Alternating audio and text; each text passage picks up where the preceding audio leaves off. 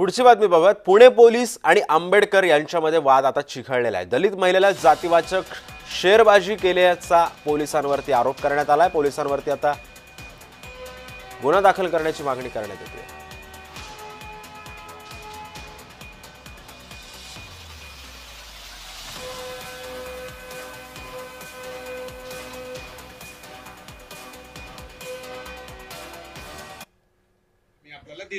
ऐका ना साहेब, आमची मागणी काय होती तुम्ही एकदा तुमच्या तोंडाने सांगा।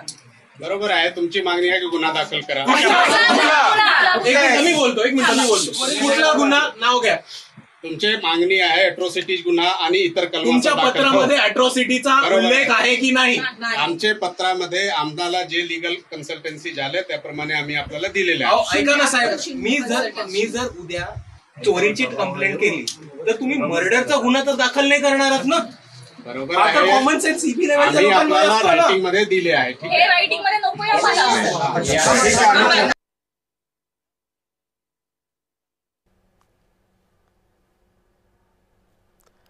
दरम्यान या सगळ्या राड्यावरती सुजात आंबेडकरांनी काय प्रतिक्रिया दिली आहे पाहूयात।